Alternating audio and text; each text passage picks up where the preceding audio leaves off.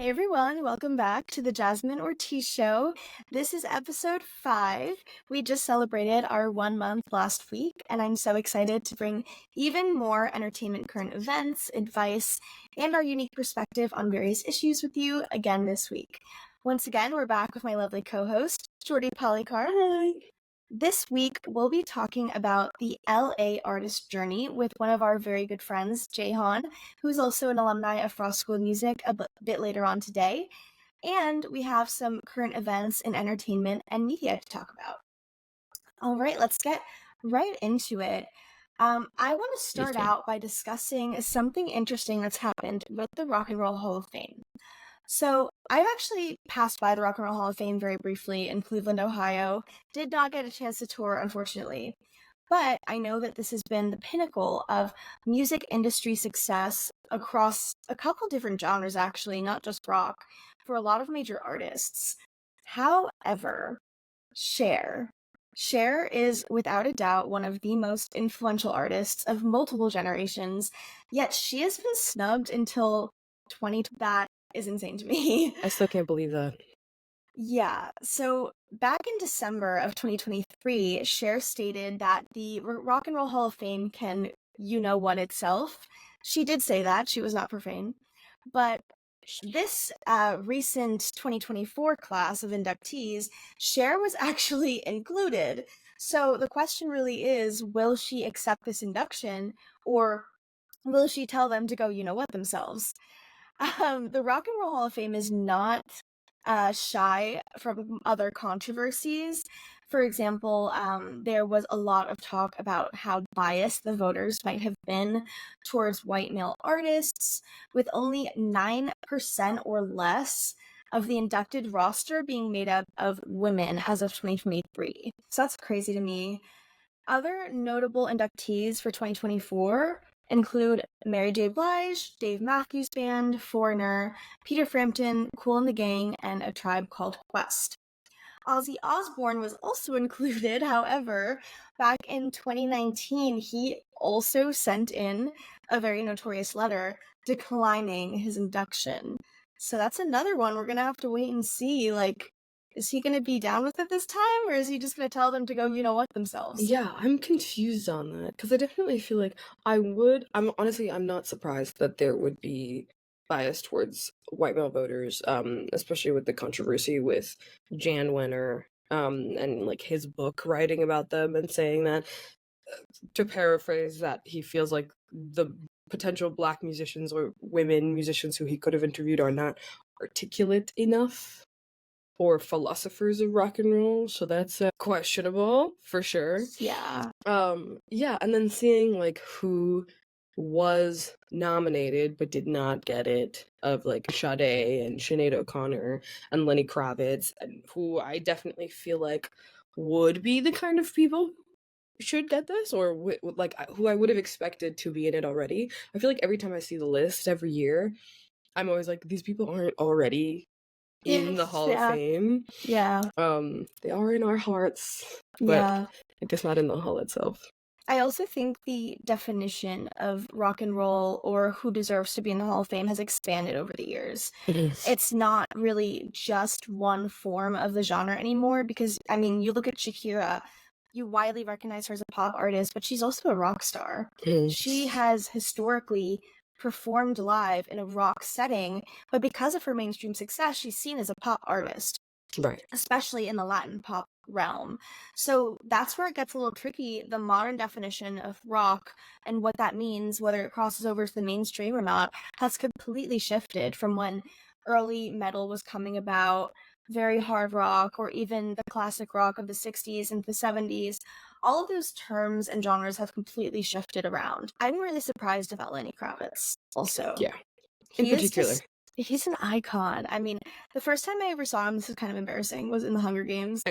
I became obsessed, like, his style, everything. Like, he was literally just playing Lenny Kravitz as a stylist. I forgot he was in the Hunger Games. It was like my Lenny Kravitz awakening. He looked good in the Hunger Games. I never forgot about him since then. You know what? Because that's really bringing back it was like him and like the gold eyeliner, and I was like, I think that's my type, actually, unfortunately.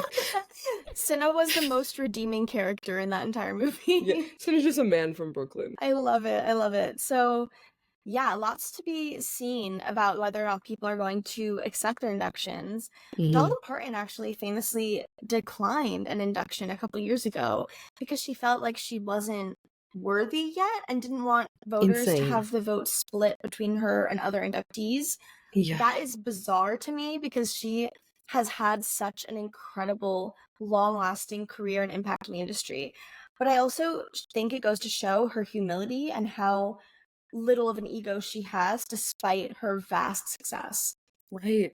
I to think that she's at home, like in her huge house, like, yeah, I don't think I'm worthy Oh of my the Rock gosh. and Roll Hall of Fame when like so many icons have been recording her music for you, and then also her releasing her own music herself. Like, I if there's like a top 10 list of people who I think deserve it, she's definitely on that list. Absolutely. And So, I also think like she was a pioneer for women in the industry as far as owning her masters, keeping the rights to her own discography. mhm. I mean, that was very cutting edge, even still today. Yeah. So I think she's just a very humble queen and we'll respect her for that. Moving into another juicy bit of entertainment news. This weekend, the new Challengers movie with Zendaya is being released. And I'm personally so excited to see it. I have not seen anything but the trailers quite yet, but this looks like the steamiest love triangle of the summer. Mhm. I'm just living for the romance scenes. I'm living for the plot. The one thing I don't like is that Zendaya's character is no longer a pro tennis player because of an injury. Like, that sucks. I don't want that for her, but I if know. it serves the plot, I guess, you Yeah. know? It's I remember seeing first of all, this was supposed to come out months ago. Yeah, but But then then it's the delayed Hollywood because of strikes. the strike, yeah. And then I remember seeing like so many when I first saw the trailer, I don't remember what movie I went to go see when I saw it, and I was like with my friends and I was like, "What is that? Is that Zendaya?" And I think this is a perfect time for them to be releasing a movie like this because I feel like our generation really loves like romance novels now and Listen. like book talk. Like that section of TikTok is always talking about like Bridgerton and like romance novels and like steamy novels and like the different kind of like tropes that there are. Mhm. I feel like I've learned so much about like romance literature in the past couple months exclusively from TikTok and the trope of like two men like fighting for your attention. I feel like this has been a recurring one that I keep seeing. So I in this mean, you case, know I'm what? Like excited. Twilight did it too. Right. Hunger Games did it. I think even Divergent did it to an extent. Like all those YA series of the 2010s that we grew up just devouring. Hmm. I'm bringing Hunger Games up again. I don't care. I love the series. I was obsessed with it.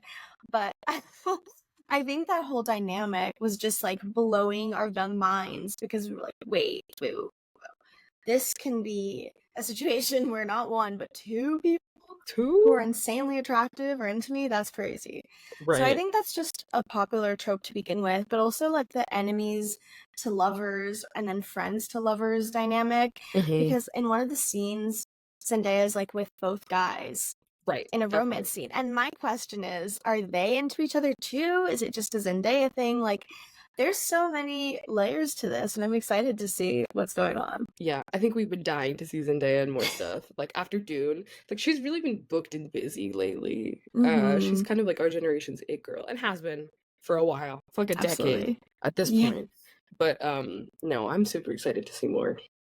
Yeah, so the direct plot, just to shout it out for a second, she was essentially a world famous Grand Slam champion, but then an injury turned her into a coach. She then trains her husband from a mediocre player into a champion in his own right. And to jolt him out of a losing streak, she makes him play a challenger event, hence the name Challengers. And tensions run high when he finds himself standing across his once promising, now burnt out former best friend and his wife's ex boyfriend. So the fact that they're exes, that makes things so much more complicated and so much juicier. all in the same. I'm so excited. I'm Comes out on excited Friday. too. I won't be seeing it on Friday, but I'll definitely be seeing it that weekend. So I know, I wish we could go see it together. I mean, we're gonna have to like have a little Zoom call going we'll on in the kiki background, about like it. one AirPod in. Just live tweeting. Just I texting the know, group right? chat. Oh my Are you god. seeing what I'm seeing? We need to see like the same time, same showtime. We'll figure it out. Yes, absolutely. All right, so before we go into our next section, I want to take a quick commercial break. Hey guys, welcome back. Right now, we're moving into our topic of the week. So, our topic this week was inspired by our soon to be guest, the wonderful Jeyhan. And we're going to be discussing the Los Angeles music scene, why entertainment and music has been such a focal point on the West Coast for such a long time, and what are the pros and cons of that music scene compared to New York, Miami, and other places. When I moved out to LA, I actually kind of did the same thing. Back in 2020, I drove cross country from Pennsylvania all the way to Los Angeles, stopping everywhere along the way. We stopped in Indianapolis, saw the Indy 500 track. We went to St. Louis, Missouri, saw the Arch, had amazing barbecue, Kansas City, Missouri, then drove out to Denver, Colorado, down to Phoenix, Arizona, then just outside Palm Springs, California, and then into Los Angeles. So it was a very long journey, but very fun. When I moved out there, it was during COVID. So I was just working one-on-one with a couple producers. I didn't necessarily get to see what the live music scene was at its full potential. So my viewpoint is very narrow, and I would love to really understand from Jeyhan's perspective what it is now post-pandemic. From what I experienced, I had some friends from high school who had moved out there already, so I was seeing them. And I had a couple friends that were years older than us in college that would move out there. And I know there are a couple music venues that a lot of artists get their start at, like the Mint. There's a couple other places in West Hollywood and Studio City. But honestly, I did not get a chance to really perform live or do any of that stuff in LA. But I do know from just hearing our friends' perspectives, it's been a really cool scene to be a part of since they moved out there. Yeah, I've only heard, so it's been interesting because I've heard different things from a lot of people, and especially the artists that I know, or I've met who like started making it kind of big or like got some label support and who are from here who moved to LA. A lot of them ended up coming back, which is interesting. As in, I feel and it wasn't really even that they didn't feel like they had opportunities because they were it's great. I'm working, which is great, and like I'm meeting people, but it sounded like they were missing a sense of community in a lot Mm. of ways, like authentic community. For them, it sounded like it was really good for networking, but where they felt the most comfortable was still the East Coast. And sometimes I wonder if that's like a personality thing or like the number of like influencers that I feel like are in LA. Like I feel like Yeah. every YouTuber I grew up watching at some point either was already in LA or moved to LA, but I never really saw them move elsewhere. So I don't know. Yeah.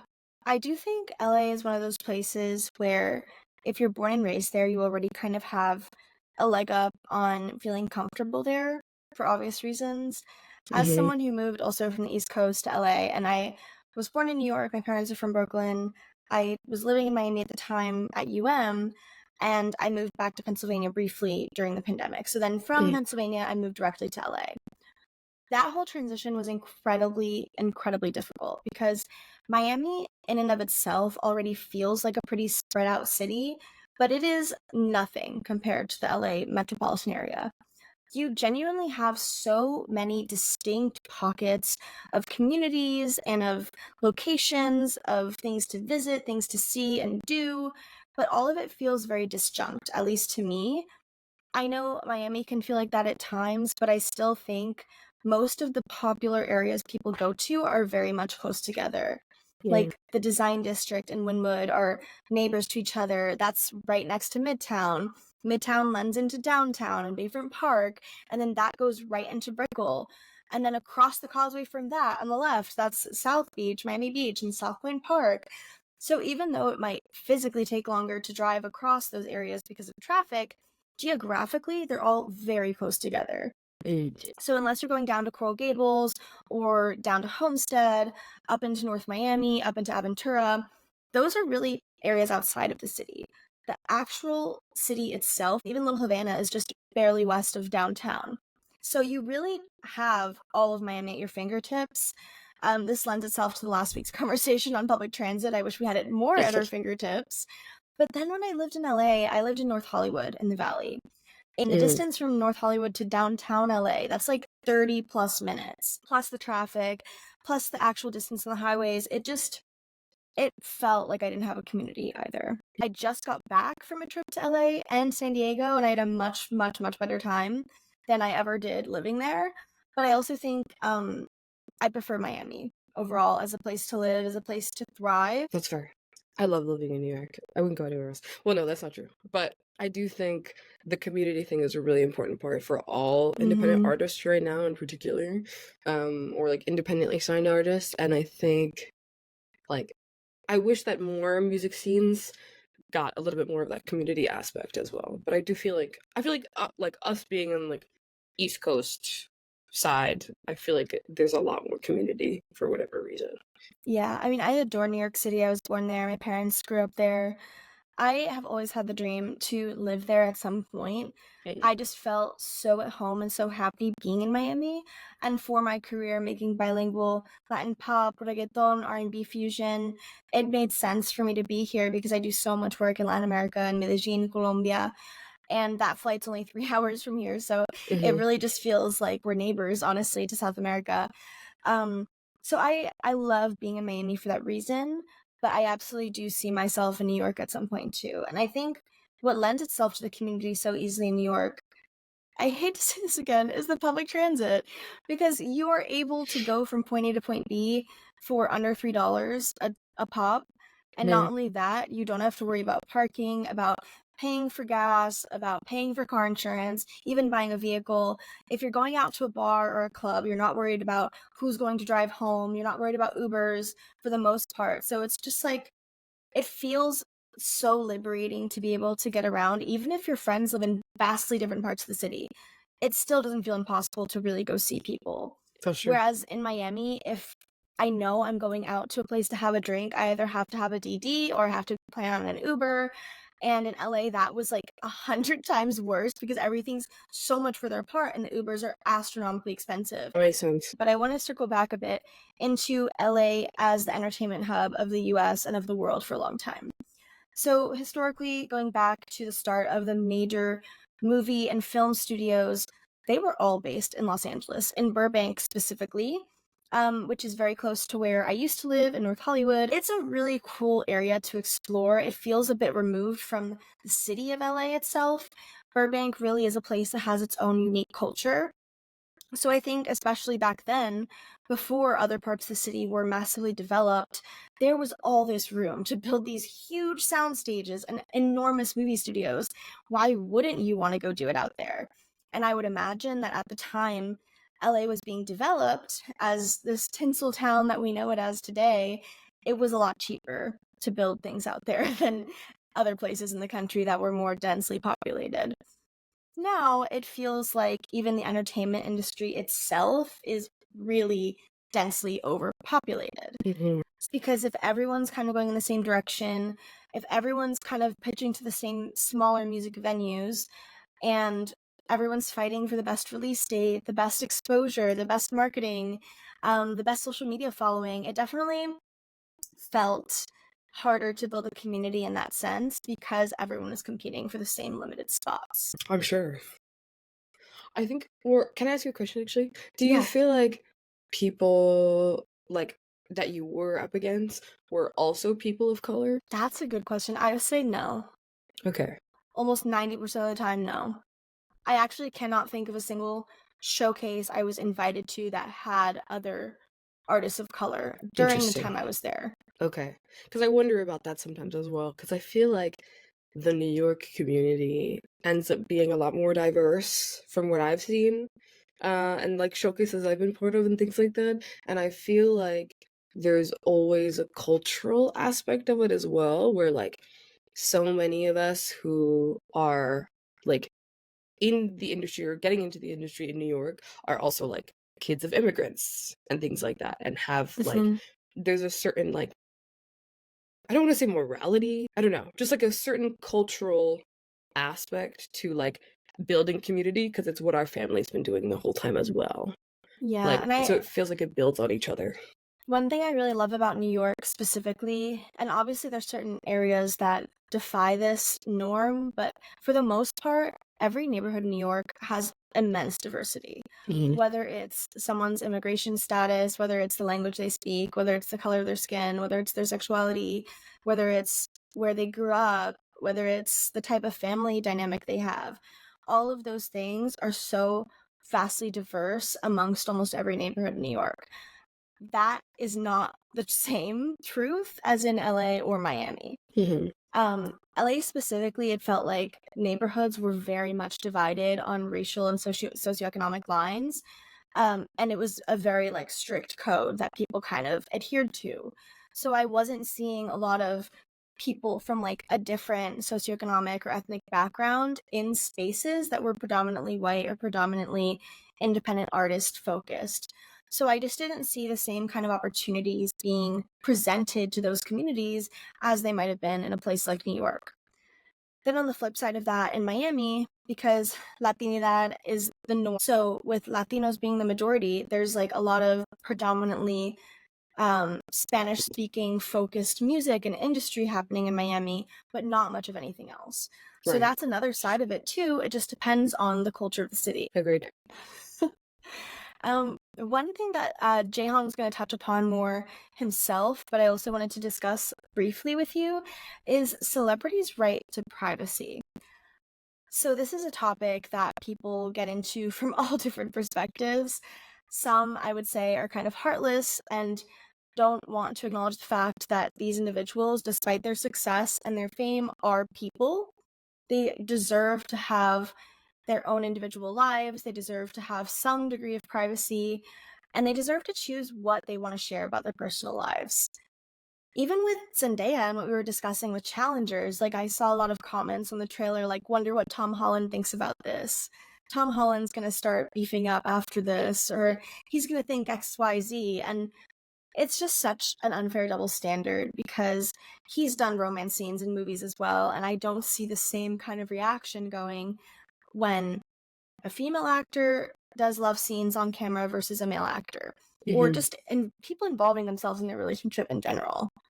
I see it all the time. Like, and I feel like it's partially our pop culture loves to humanize artists and celebrities, but in a way of like, we want to feel close to them.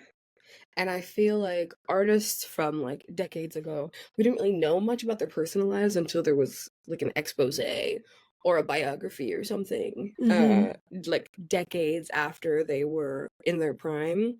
But nowadays, like our celebrities can post from their phones onto their Instagram story, like out to dinner with, I don't know, Dominic Fike, like, and then it's a whole thing, you know? Yeah. I feel like in this case, we forget that they're working, like that they are artists and it is also their job, or like they're actresses, or people have a hard time separating between what is real life and what is the story or that they're trying to portray, myself included, because Yeah. even in watching like the Bridgerton like Netflix rollout that's coming out next month, I'm also still on the side of TikTok that's like, are these people into each other in real life? Who's actually dating? Look at their chemistry, because we gotten so used to like this weird like almost voyeuristic thing with It's like like a seeing our celebrities. parasocial relationship that people Exactly.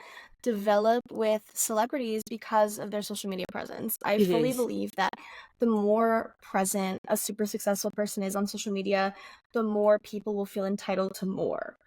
So you see certain actors and musicians, I can't name one off the top of my head, but you see certain people that just do not have social media or hardly post on it, are never doing interviews. I mean, for a long time, Beyonce would never even do interviews and she would never post earnestly on Instagram.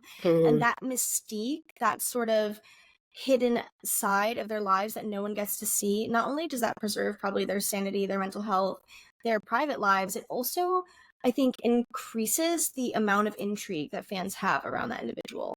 Most Rather definitely. than them feeling entitled to your personal life and all the details, like a friend would, for example, in this parasocial relationship that we're talking about. Now, solely as a fan, from a third party perspective, they feel like, oh, wow, like that's an idol. That's someone that's untouchable that I don't have a relationship with whatsoever, but Hmm. I definitely look up to them and I like their music. So I think that's a fine line that we can get into discussing a little bit more once our friend Jeyhan joins us. So I want to go into a quick commercial break before our next segment. Hey guys, welcome back. Today we have a wonderful, super talented guest. His name is Jeyhan. He is an R&B pop singer and songwriter from the Virginia, DC area. And today we're going to be talking a little bit more about the Los Angeles artist career path, as well as privacy amongst celebrities, musicians, and individuals as a whole. Hello. I'm so excited to be here. Thanks for having me. Thanks so much for coming on today. So, Jeyhan is one of Jordi and I's great friends from Frost School of Music. We met him there and graduated together 2 years ago. And we just want to ask you a little bit more about your career since we last saw each other. So, since last time we've seen you, can you tell us a little bit more about, or just for our viewers to understand a little bit more about you? Where are you from? What is your story? And give us your kind of elevator pitch for you as an artist. So, I was born in Rochester, New York, but I'm like really from Northern Virginia, like near DC kind of area. And I went to UM, and that's how I met Jordi and Jasmine, which is fun. I went for music business. So music was always a part of my life. I started it when I was about 9 in musical theater, and then started like releasing my own music and getting into like pop music and all of that in high school around 15. And then I went to UM. And I actually remember Jordi. I don't know if you remember this, but Jordi was like my first like friend at Frost because we Yeah. were taking the music theory like entrance exam, and I needed a pencil. It was like in a movie. I was like, I remember that. I was like, hello, do you have a pencil? And she's like, yeah. And then we started talking. It's funny. Oh, But yeah. And then I went to Frost. I did music business. But obviously like being an artist and recording and all that is my main focus. But I wanted to learn like all like the business stuff, like contracts and like royalties and all the good stuff. And yeah, like I make R&B pop, and like recently I feel like it's always been influenced more R&B just from like my musical influences even when I was younger. But like my most recent music, I'm kind of trying to blend like the smooth guy vibe of like 90s R&B, and then kind of referencing the Y2K futurism too. So like mixing that with like modern sounds is kind of where I'm at right now with my music. That's basically me, I guess. I love that. This actually goes upon what you were just saying. Who in your life do you feel inspires you the most? Let's get a musical inspiration and then a personal inspiration. Okay, so I'll do personal first. I feel like like just my family in general. Like I'm have such a close relationship with my family, and they just inspire me to like be better, and it's like whenever you feel like you're not like feeling the best, like just personally, like whenever I think about my family, I'm like, oh, I should just feel better, like at least for them, you know what I mean? Like I need to do better, and like, you know, get anytime you're in like a funk or anything with like mental health and stuff, I'm like, you know what, would my mom or dad or sister or whatever want me to be like this? No. So like they inspire me to like, stay afloat and like all like positive and all that stuff. So yeah, definitely them. I love everyone in my family. And then I guess musical, everyone knows like my favorite artist of all time is Beyonce. So it's Beyonce. definitely it's definitely Beyonce. And I love like the vocal like greats too. So like Whitney, Mariah. I really love Michael obviously, and Usher, Aaliyah, the Neptunes, like Lauryn Hill, all the Music good to my ones. ears. Yeah. Literally. Right. I was The saying, best you're of the listing best. off like the best playlist imaginable. Oh, yeah. Yeah. I also love Jackie Wilson too. Like he's from more like I think 50s, 60s. but I heard him for the first time because I found out that like he was one of Michael's influences, and then I was like, wait, he kind of sings like super high like I do too. So I was like, oh, I like this guy. So I was listening to him a lot, and he was like a really great like showman at the time too, like in the 60s and stuff. So yeah, him Okay, too. that's awesome. Yeah. Do you feel like in terms of so hearing about your influences and then like getting to see your creative process and things like that at Frost, because I feel like we were also in a lot of like we were in like Reina's like Yeah, vocal yeah, class and things like that. yeah. What do you feel like your greatest skill sets are? I guess like like vocals. I don't know, my vocal performance, because I worked on that for a long time before like even writing or anything, because I started in musical theater, and then I started taking voice lessons in like middle school, and my voice teacher was an opera singer, so I learned like I was singing like art songs and like classical things. So like Gotcha. voice is definitely like my foundation, and I think like performance too. Like I love like the whole spectacle of performance and all of that. And I think just with writing too, and arranging, like the willingness to like be open, and that like changed a lot when I started having like mental health journey things Mm. in college. So like I think I've always just been very like emotional, empathetic, but when that happened, like I was like, oh, I'm just like really just gonna be open and like let all of this out in writing, and like even with vocal arrangements too, like kind of allowing that emotion to come through that. Sure. Yeah. Yeah. But I definitely also the fact that your middle school teacher was in opera, that makes sense because your runs are crazy. Yeah. For anyone who hasn't heard Jeyhan's music, like you have some of the best vocals of like anyone I've ever met in real Oh, life. So I do thank you. like that's definitely part of your strength. And I Thank think you're a you. good writer as well.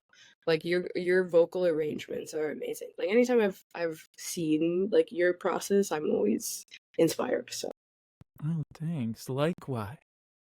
Absolutely. I was gonna say, from the minute I first heard you sing at Frost, I was like, he's gonna be something. Always. Oh, thanks. Because, no, I mean, I genuinely believe this and I mean it. You are one of the people I was never worried about. Um, Because honestly, like, you have a lot of raw talent and you've honed it, and it's clear that you've worked this as a skill set and as a craft. So, that being said, I wanted to ask a bit about your latest single, Play It Safe. It features an yeah. incredible display of your vocal ability and your unique fusion of the modern pop R&B sounds and the 90s 2000s flair. What inspired you to create this song specifically, sonically and lyrically? Sonic. I think just a lot of those artists I mentioned earlier, like Aaliyah and like Timbaland production was a big one that I wanted to kind of play around with, and like Destiny's Child too, and almost like taking like a lot of my arrangements and stuff, I pretend like I'm in like a boy group or something, like a boy band. So it's like taking from like Destiny's Child, like NSYNC and all those like groups, and like doing that with my voice. So like those sonically, like that era was definitely something I wanted to do. And my mom always tells me like, you need to do upbeat, and I'm like, oh my, yeah, I know. Like, and so like the song I released before was like more emotional and things, and I love doing that. But I don't know, I feel like people just love something fun, so definitely want to do that. And then I think lyrically too is I wrote it when I was like after college, like when I was home living with my parents, and I was just like bored and like what's going on with life. That's kind of where I was, and So it real. was, yeah. And so I wrote the, like, lyrically it's kind of about just like taking risks and not playing it safe. So, and that's something I try to, like, I feel like a lot of my songs, like lyrically, it's like things that I'm almost putting out there to like hopefully become almost. yeah. So in this song it was like, I don't want to play it safe, like I want to make mistakes, like do this, like obviously safe, like you don't want to be reckless, but I don't know, like do some like Within like have fun, reason. like, right, like nothing illegal, but like just have the freedom to like mess up. And um like I have talked about this before, and like my other songs too, like I struggle with like OCD, and like I'm diagnosed, so it's not like I'm just like I have OCD, like that's like something I really struggle with, and like perfectionism. So that idea of kind of like blowing that up and like letting it all go is kind of something I wanted to write about. So that's what this song was for me. And I do listen to it to like inspire myself. Like when I'm driving, I'm like, okay, today we're gonna not be not play it safe. Like that's like in my head when I'm listening. I think that's really powerful, learning like a deeper meaning behind it, because I actually also had a mental health journey post college, and I was diagnosed with ADHD, and that's something I talked about like a week or two ago in a different episode. But I think recognizing that the things you struggled with, some of them are beyond your control. It's part of your brain chemistry, and there's things you can do to make it better and to cope. But also, I think it removes so much of the guilt that like I held on to a lot of the time before my diagnosis. Like, why couldn't I do XYZ? Why couldn't I function a certain way? And I love that this song is so deeply personal to you in that way. That's really cool. Yeah, and I actually listened to that episode. It was really nice. Well, And thank it's you. like cool listening to like I'll have you guys like playing like on my TV. Like I put like Oh. YouTube videos on my TV, like so that because like I live alone like in like a studio, so I need voices, you know. But or like you know like sounds. I need like sounds. But like I'll like hear you guys, and it's like cool because I'm like, oh, like, it's like people I knew like from college. Like it's almost like I'm still like around you guys. Yeah, it's like But we're on yeah, like FaceTime. here. Yeah, yeah, and it's cool to hear people like talk about it too. It's like because we all think like we're all like in our own bubble, especially with mental things. Like we're like, oh, why me? It's like, I'm suffering, like you know. And then you hear somebody else talk about, you're like, wait, we're all Suffering. going through the same thing. Yeah, yeah, we're all kind of just trying to survive, you know. So Yeah. that's like it was nice to hear, and I Thank you so much for listening. That you. means honestly the world to me, and I think to Jordi too. Yeah, of course. That's awesome. I think appreciate like that. the first 6 months to 8 months post grad were like the Hell. worst, most difficult, eye-opening part of my life so far. It was just like rock bottom and like slowly starting to try to climb out of that crater. I don't know exactly the timeline of when you moved to LA, but what it encouraged and inspired you to make that move? Like, what gave you the strength to like leave home and make that choice? I don't know. I've always wanted to move to LA, like ever since I was young. Like it was like, oh my gosh, you know, like that's the place I go. So I was like, you know, that was always a goal. And my parents had just moved to a new like state. They moved to like outside of Tampa, Florida.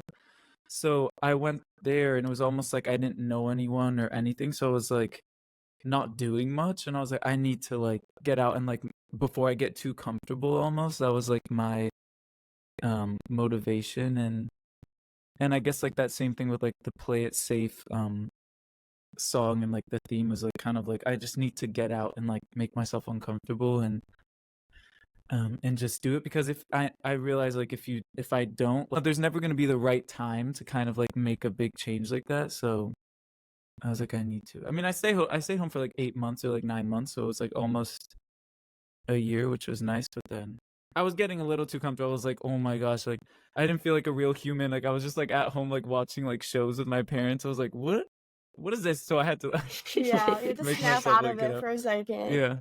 Yeah. Right. Can I ask you a little bit about for Play It Safe, the cover art? Because you were talking a little bit about like 90s, 2000s, like futuristic. I Yeah. feel like was a really huge part of the R&B scene around that time. I feel like every music video I saw from 90s, 2000s of the bigger pop stars had this like metallic, futuristic kind of vibe.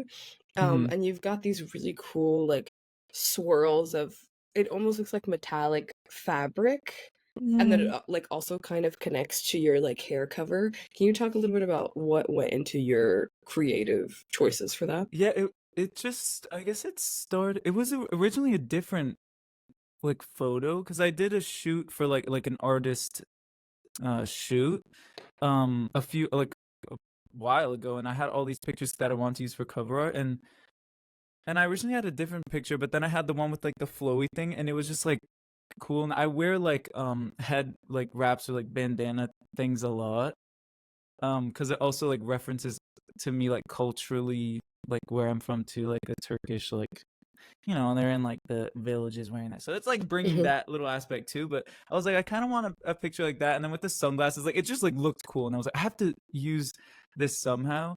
And yeah, a lot of those, like, I think about like TLC and like Janet Jackson Mm-hmm. and like that Janet and Michael video. I forget what the song is, but Yes, I know like exactly what it's you're like talking about. they had this like thing with the millennium In or whatever. It was like, space.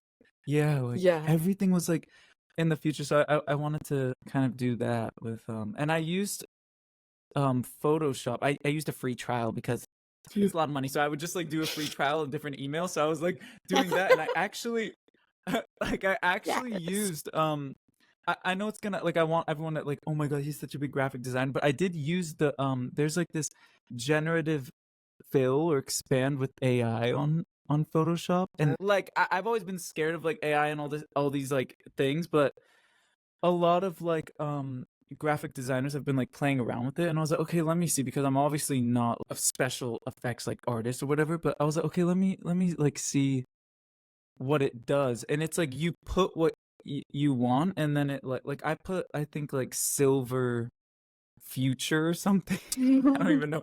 And then it like filled, and there were a lot of like crazy weird things, and then you find one you liked and you kind of edit it. So Mm-hmm.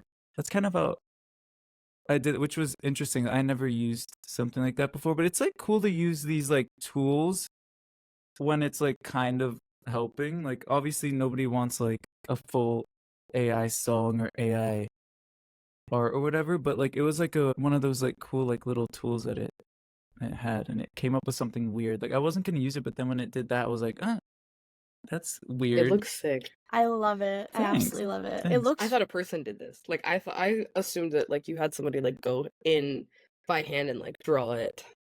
Oh no. It looks really cool. No. I Yeah, love because I it. also like him for like budget reasons. I'm like, I don't want to get like a graphic designer, so I was like, let me just do something. And it was originally going to be very simple, like just like the name and things. And then when I saw like the AI like generative fill thing, I was like, what is that? And then I did it, and I Yeah. came up with it. It's the independent artist grind. Absolutely. Yeah. I think there's a lot of, just real quick on the AI topic, I think there's a lot of controversy surrounding that in the arts.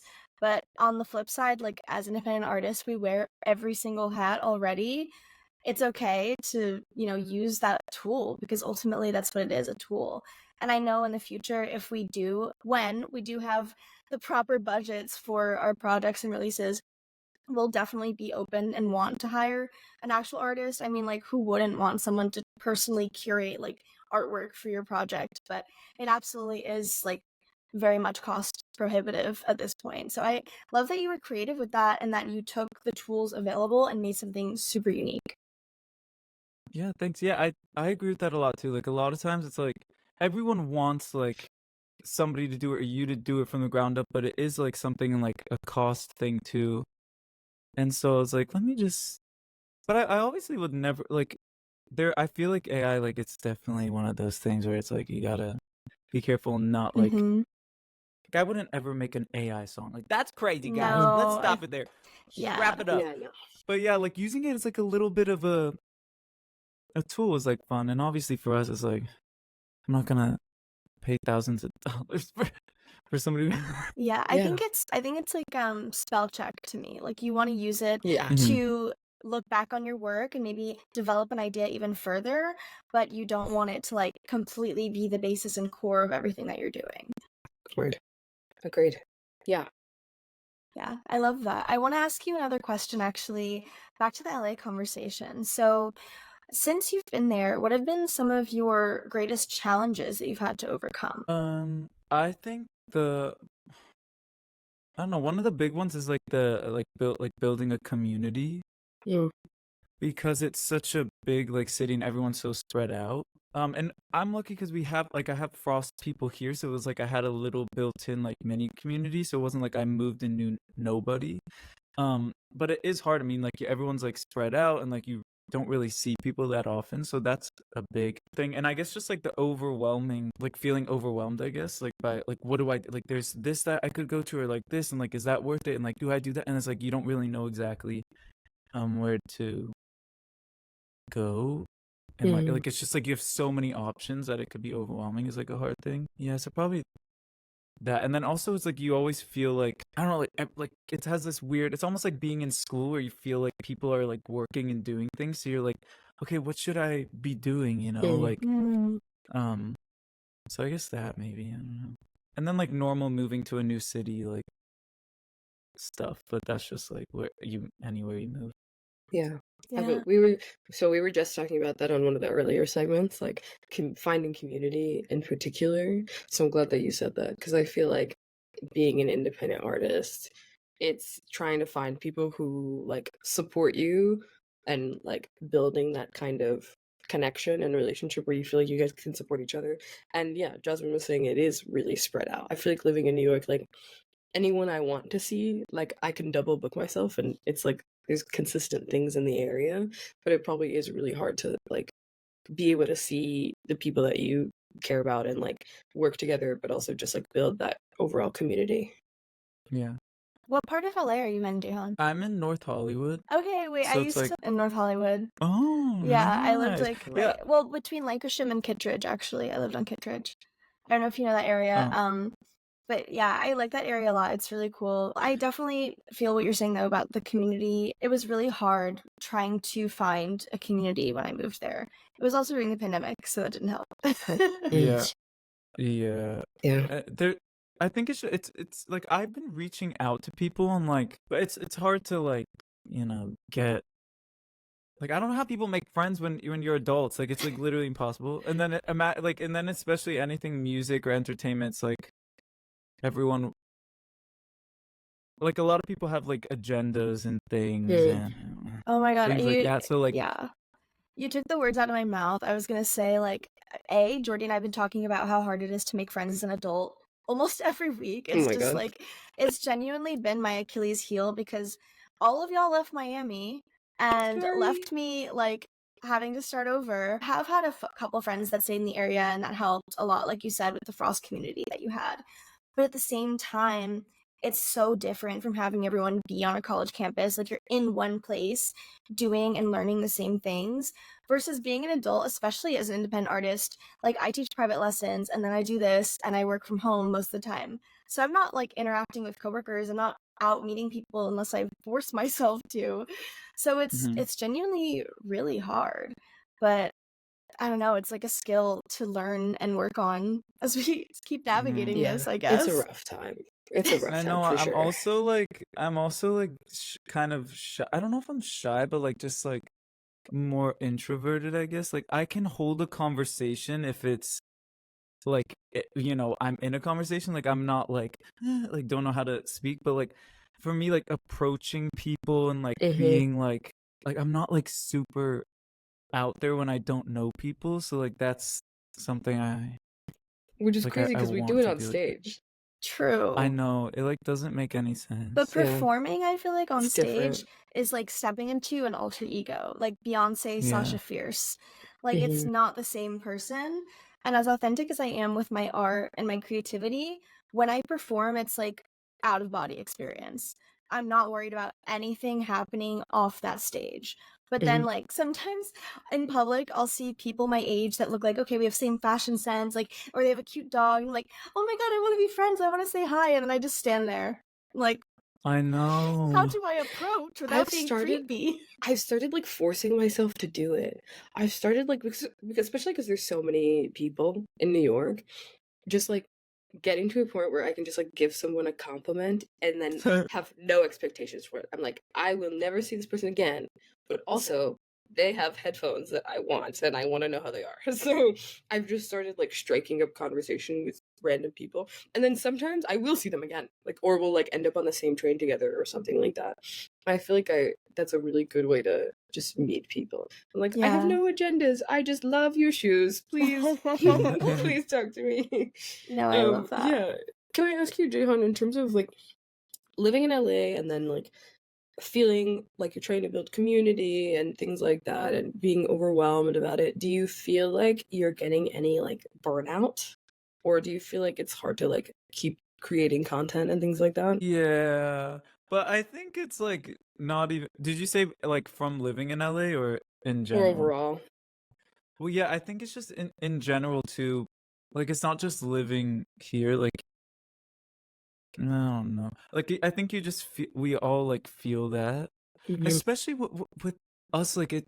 Like I think I heard you guys talk about something in another episode where it was like we do like this because we love it, but like it is nice. I think it was with Marley where you're talking about Mhm. building like a little bit of a fan base or like support. Mhm. Like it does feel nice to know that what you do is being appreciated a little bit. So like it is like kind of hard to keep putting things, we do it because we love it, but then it's also like why, you're always like putting out videos or doing this and doing that when it's like you don't get much in return. And like I feel like bigger artists always say like, you always hear them say, I do this even if nobody was listening. I'm like, but it's like they've either never had that, period where they were doing it like themselves and didn't have much of an audience, or Mhm. like it's been so long since that, so they don't remember what it's like. But like it is hard, hard to keep motivated when it like you do feel like it's putting out into this like void of like, it's so much out there, and it's like, does anyone really like care? So that's just the struggle is like, okay, let me, because obviously if we're like, oh, I have like the deadline for this and then this, and I know like a million fans are going to listen to this and I have to get that out, and it's like this like motivation like keeping you excited. But for us it's like, I think like my mom and dad will listen, and maybe like two other people, so so it's like, let me get up early and work out and like record for my 4 fans, you know what I mean? So you like really do have to Felt. like Yeah. enjoy like the process and everything. But yeah. I think with social media, it feels like this all-consuming monster. And no Mhm. matter how many pieces of content, how many hours of work you throw at it, it all kind of results in the same thing. Until Mhm. it doesn't, right? So you see like those people that have their big breaks on TikTok or on YouTube, it almost feels like it's becoming so oversaturated, even that's becoming a harder reality. But for me, like what I think of it as is like, this is my homework, this is like my daily task for work. I have to just put it out there, but it is exhausting, especially if you're documenting like your own life, because it's like, when does that end and when does your personal life begin? Mhm. Okay, Yeah. so I want to ask you one final question before we move into our next segment.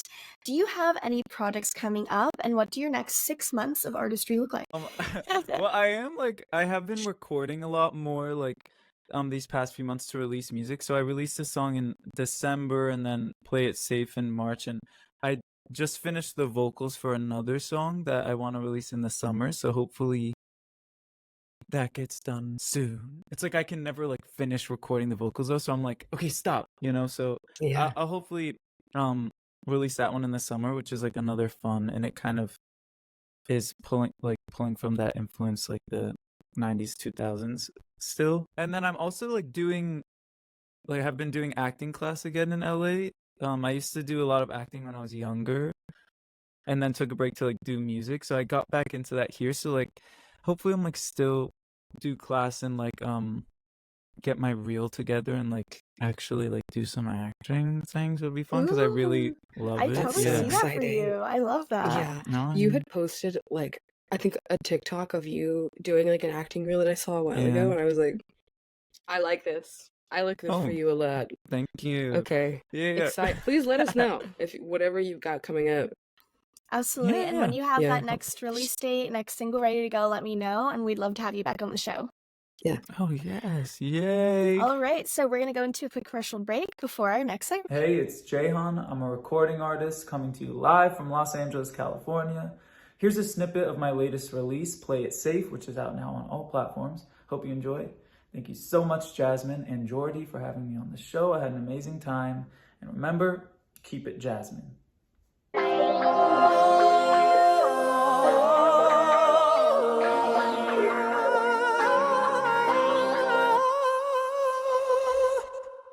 Oh, shit. It's pretty good.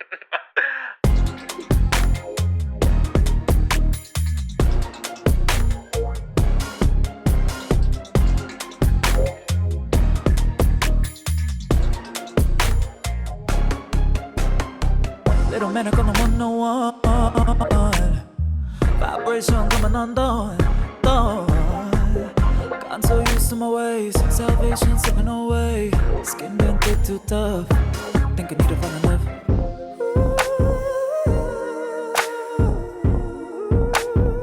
I don't wanna cross that line.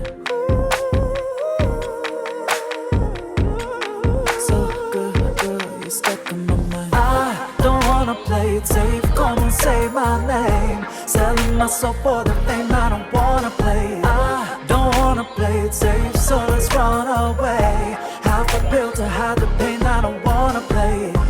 Let a good thing go. Fuck a clean cut shadow. Oh, new mind, new life, new ways. Turn away from the pearly gates, break my guard down for a place. Oh, take a sip and then I'm up.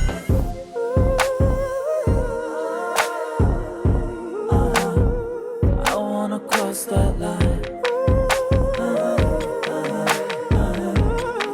So good, good, you're stuck in my mind. I don't wanna play it safe, come and say my name. Selling my soul for the fame, I don't wanna play it. I don't wanna play it safe, so let's run away. Half a pill to hide the pain, I don't wanna play it. Don't wanna play it safe.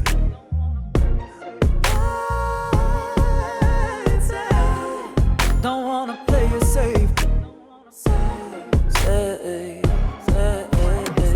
guys, welcome back. We're still here with the lovely R&B pop artist Jeyhan, and now we're going to talk a little bit more in depth about our topics of the week. We touched upon the LA artist journey and what Jeyhan's experience is with that, but we also want to talk about the dichotomy that a lot of artists feel regarding their personal lives and their public persona. So, Jeyhan, you brought this up to me as a topic that was meaningful to you because right now, as artists, we're all kind of navigating what do we share on social media and what is kept private. So, what is your perspective on that? Yeah, I don't know. I struggle with I struggle with that like a lot.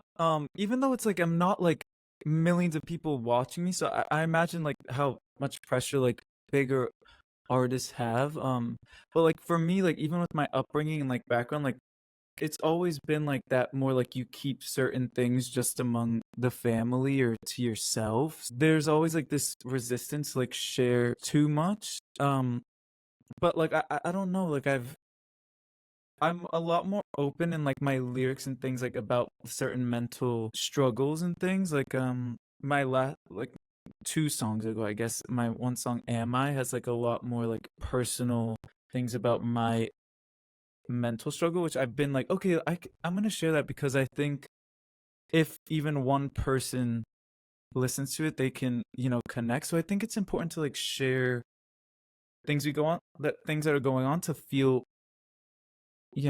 like, or help other people feel seen. But it is just a weird, like I'm not gonna go out and like share like every little personal detail. So I think it's important to have like a certain, like my dad has always said like mystery is still very important. Like he said that since I was young.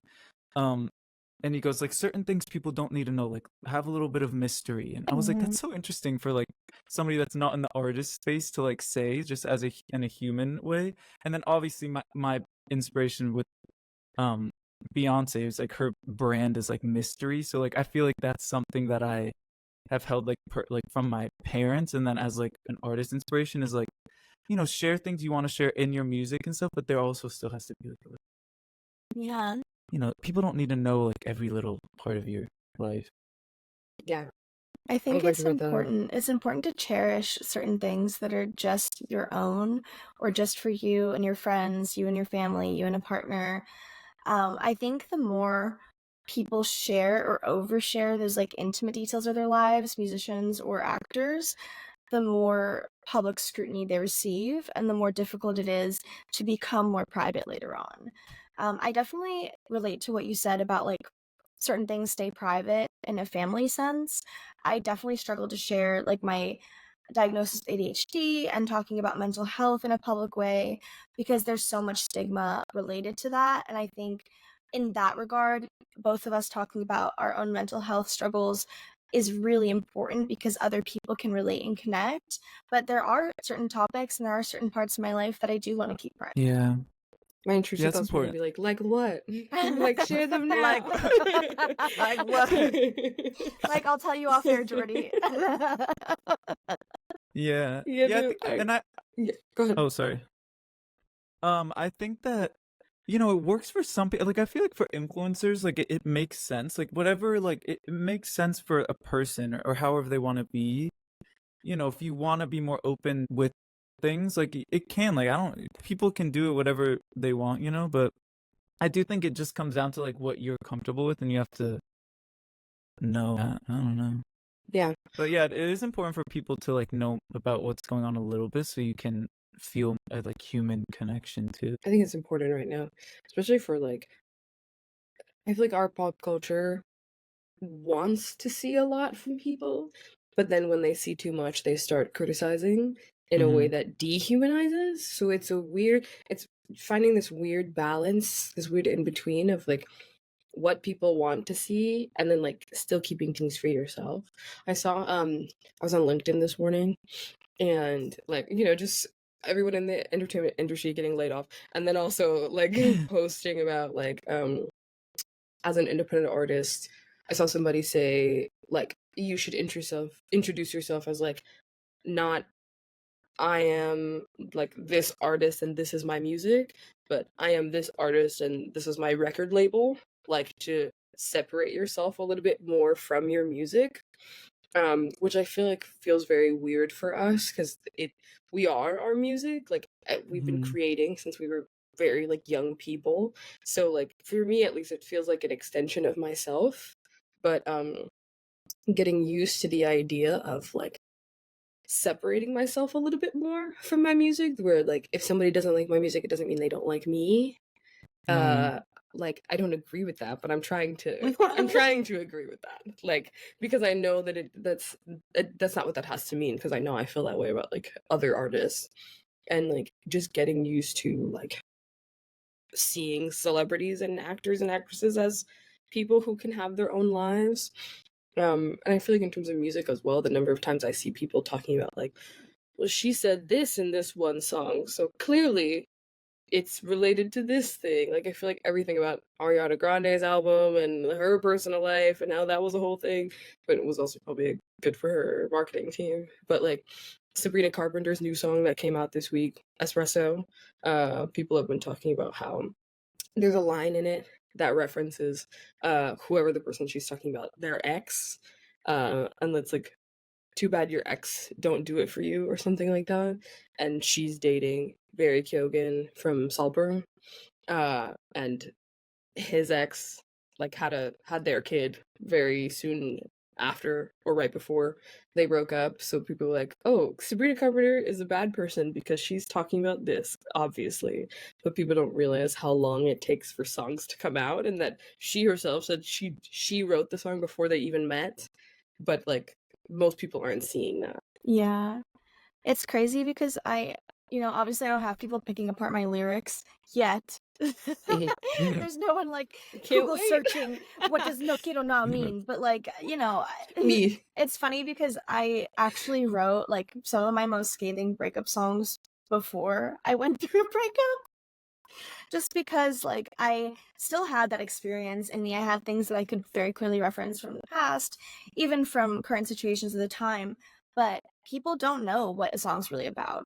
I see so much going on right now online about Taylor Swift's Tortured Poets Department album, and how like, oh, this is about Joe Alwyn, this is about Travis Kelce, this is about this and that, and trying to pick it apart. And I know Taylor Swift's brand is essentially like these Easter eggs and people finding the meaning of it. That's kind of what she wants them to do without confirming or denying. But I can only imagine, especially in Sabrina's case, like how frustrating that can feel, especially because unless you're a diehard fan or someone who really follows the artist, you're not watching their interviews. You're only listening to things at face value.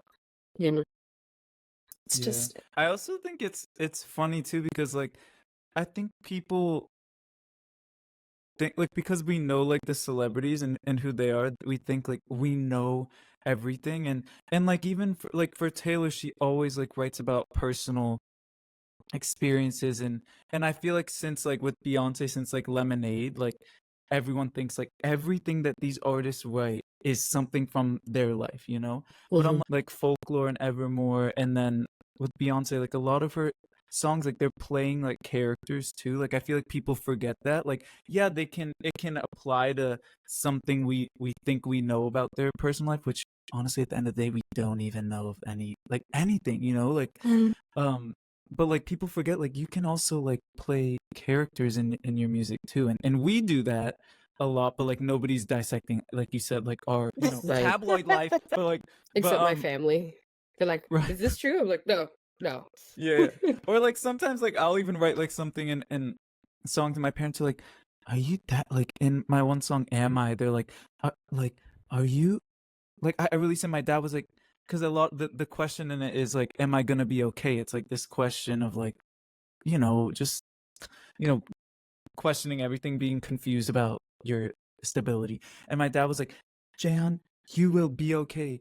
I was like, oh, it's like it's okay. Yeah. It's like a dramatization, like a hyperbole of like what you're feeling sometimes, and then people, will take it like that. So I don't know. It's interesting. That reminds me of like I have this one song from high school that people still like apparently, which is I need to delete it, but people No. still like run it up on my Spotify.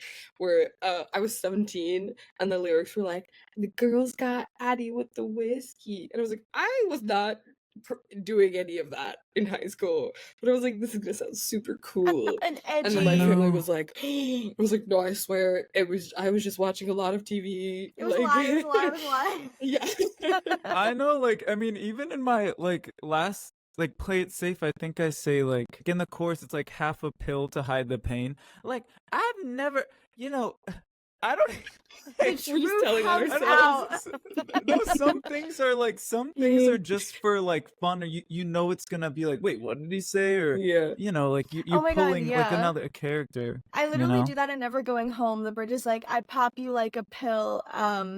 You give me dizzy spells. Like, what Right. about, Like okay, my okay, Tylenol. girl. I know, it's like we're just like, I watched an episode of Euphoria. I'm like, That part. like I do that a lot though in like songs, like I like make, you add little things of like embellish. fantasy. Yeah, and like Yeah. it's like a character too sometimes. Right. Absolutely. And sometimes it's weird. I end up writing songs and then later they apply to real life situations, which is Yeah. crazy. Like, when it's all done, ended up applying to a really bad falling out that we had in our friendship group, like senior year, but I wrote it 6 to 8 months before any of that happened. And I was just like, I actually didn't wow. know that. Yeah, girl, I wrote that like before I was even in my last relationship. Interesting. So that's crazy. Wait, I think Dua Lipa like talked about that in an interview where she said like a lot of songs she writes like ends up happening, and she's like freaked out. But like I think she says like there's so much power in writing, and like we've heard this a lot, growing up and stuff. But she just had an interview like the exact same thing where she's like, yeah, like a lot of times I'll write things and then they end up happening. The way I'm just gonna start Whoa. writing songs like I'm rich. Yeah. Rich. Rich, I'm very rich, successful, happy. I need to just write Grammy by Drake and pretend that it was my song. Yeah. That'll do it. Oh my god. Oh man. Another thing I wanted to mention real quick, just because I'm reading this memoir autobiography, Paris Hilton's book is one of those moments where everything you thought you knew about a celebrity or public figure is just completely blown out of the water. Paris and her actual personality, her internal monologue, and everything that she's dealt with in the public eye are completely different. She was portrayed as this money-hungry, hypersexualized sort of monster in the media, when in reality she was a victim on several fronts. Not only from, the infamous video that was released without her consent when she was only 19, mind you, in that video, but she has gone through so much that she was silent about for more than 20 years. It really makes you wonder and take a step back about the other celebrities that are in our view. What have they gone through behind the scenes that we're prejudging them on, that we have no clue about? It's crazy. Yeah, I think about that a lot, actually, even just in real life. So like a lot of times if I think everyone has done this, where you're having a bad day or like something is crazy, you're like, oh, I wish it was just like everyone seems to be enjoying everything and they're normal. Why am I like, why? But we have no idea, because somebody may be looking at me saying, oh, like he seemed, I wish I was like him, he seems so like relaxed and stuff. Meanwhile inside, I'm like freaking out. Like nobody really knows what other people are going through or have been through, and that's just super important, like to have empathy. And then if you put like celebrity on top of that, like I think about that a lot. Like we really have no idea or like even why some celebrities make certain decisions that we also don't even like. It's so weird. Like we don't even know if it's real or true, if it's just like rumors or whatever. So like even that, I'm like, maybe like I don't know what happened before that. Like maybe they felt they needed to do that, or what prompted that, or we don't know. So I think that's super important when you're thinking about celebrities, and then in real life too. Like if you see somebody, if they're like kind of mean to you one day, like I've done that a lot more recently the past few years, where I'm like, oh, they were like kind of rude or whatever, but like I don't know what, maybe something happen, like I obviously don't think you should just be mean to people because something bad happens to you, but it is important to have that kind of empathy for other people. Like we really have no idea what anyone's going through, so to kind of keep that in mind is important, I think. Yeah, I think that's such an important message, that you have to have empathy, and we're not entitled to anyone's personal life or private details, whether it's a celebrity, a musician, or even our friends and family. People are entitled to have things that are personal and deeply intimate to them without everyone getting to put in their 2 cents. So thank you so much for coming on the show, Jeyhan. I've loved this conversation. Yeah, thank you so honestly much. missed you so much. I want to keep in Oh. touch and definitely stay in contact with your next release, your next projects. Can you share with everyone how to find you on social media and on your streaming platforms?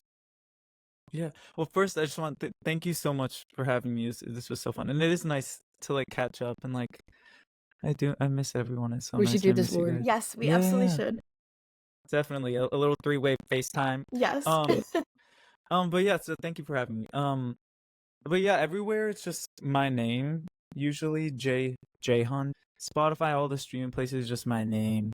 I think TikTok, I'm _ Jeyhan _ because somebody took my thing. I'm trying to get Jeyhan on Instagram and TikTok, but like everyone seems to randomly have my name, and it's always these accounts that haven't used it for like years, and I'm like, what the? All right, time to hunt them down.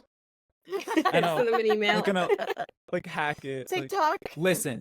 I only have like 3 followers, but I need you to give me their username. But yeah, you can usually find me pretty easily. My name is not super common in certain areas of the world, but yeah. Thank you so much, Jeyhan. Thanks, We will talk Jeyhan. to you soon. I want to go into a quick commercial break before our final segment. Hey guys, welcome back. This is our final segment of the day, our community corner, where you guys submit fun or interesting stories to give advice on or questions. Today we have some audience questions. The first one is, my best friend is dating someone who is not right for them. They both know it but live together. They're 28 and 33. What do I do? Okay, that's a lot. Huh. When you say they both know it, I want to know a little bit more about what that means. But overall, like, if you know that this is not right for your friend, and you think your friend also knows it's not right, I would honestly take some time, have a girls' night, get dinner, have a drink, and like talk it out, at least tread lightly and see what their reaction is to it. Because if the floodgates just open and they're like, I hate the person I'm living with, I can't stand it, I can't do this anymore, be that safe space for them, because they probably need help getting back on their feet after leaving that living environment. Yeah, that's rough. If like also saying they both know it, like who does that mean that the partner has also said it to the friend, or like in terms of their conversations, like just what she's hearing from them, she knows? That's interesting. Yeah, if it seems like they both know that this isn't right for them, I would say as a friend, literally, like you said, the best thing you can do is just be there for them, because I think you should never tell somebody that they should leave someone. Because it's your fault. it will always be your fault. And then you've now let your partner know, if they stay, that you don't like their partner, and they'll probably also tell their partner that you don't like them, or that they'll be like, oh yeah, Jasmine was like, maybe you guys should break up, and then it'll be a whole thing. Yeah. So I think the best thing you can do is always be a support system and let them know, like, when you're ready to end it, we have a plan. Like, there's ways that we can go about it. You can stay with me, or we can start looking at apartments, like figuring that out a little bit just in case. Because it's definitely a hard thing to not like to just not have that kind of support system when you're trying to figure out your next steps in life. Yeah, absolutely. I think if it was like one of us, one of our close friends, we would want the honesty, but at the same time, the patience, because you have to understand, like, if this person is living with their partner, we don't know how long they've been together, how long they've been living together. That is such a deeply traumatic sort of transition to make. Ripping that person out of your life, changing where you live, maybe changing the city you live in. There's just a lot of factors that go into it, so it's definitely to be handled with tact. Yes, definitely.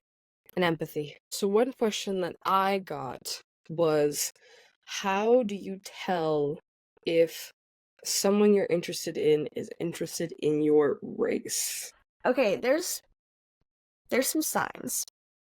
I would say, I mean, I don't have as much experience with this, but beyond maybe like one or two people, but I would say it's the language that is used to describe you in like a non-joking way. It's different if like you joke about culture or whatever, like, and it's mutually understood to be a joke. I think that can be okay if that's within your boundaries. But if it's like very clearly like a way to sexualize you for your ethnicity or race, or dehumanize you, or put you into a very specific stereotype, those are warning signs to look out for. Yeah, I definitely think we've talked a little bit about like dating as a woman of color in general. We might have talked about it a couple episodes ago, but I think that when it comes to dating somebody or trying to date somebody and not knowing if they're interested in your race or if the reason they're not interested in you is because of your race is definitely just how they talk about people that look like you or what they believe about people that look like you. I feel like sometimes this might be a little bit toxic. Sometimes I'll drop a couple like pitfalls in conversation, meaning like things that if the person is intelligent and like understands how certain things work, they'll versus if they take the bait and make it like a racial joke, then I'm like, you're out. Yeah. You're next. Like, so I feel like I feel like I've curated that a little bit just to see what they say or like things that they know already. Like I feel like hair is like being a Black woman, hair is always a thing about that. And like bonnets and like just things that are particular to the Black community. And I like to see how much they know already. And that they're not like looking at you sideways because of it either. Right. And I'm like, that's fine if you don't know, because not everybody knows. But like, if it's seen as a negative, then that's gonna be a little weird. Or like, yeah. Sorry, go ahead. I was gonna say, I think there's also a difference between like fascination that's like innocent from not knowing about something, and like a hyperfixation or sexualization of a factor being that race or ethnicity. Yeah, it's an interesting thing, but I don't know if there's surefire ways to tell. I think time. Yeah, get to know them, see how they react to certain things, and bring them around your other friends who are your same race or ethnicity, and see how that goes. That's true. That's fair. Yeah, that's a good one. Whew, this is getting good. Okay, I have another question. How do you set boundaries with friends who take but not give? Energy, assets, resources, and time. Oh, drop them. Fair. Fair. I'm going to give a little bit more of a pragmatic approach. Honestly, I agree with you because I've been in that situation, and energy vampires, as you can call them, usually have nothing with your best interest in mind. They don't care about what hurts you, what helps you. They only care about satisfying their needs in the moment. Especially if it's like they're having an emotional crisis and they're gonna run to your door in the middle of the night crying and like lean on you. But then if you're having a bad night and you need that help and support, they're not there.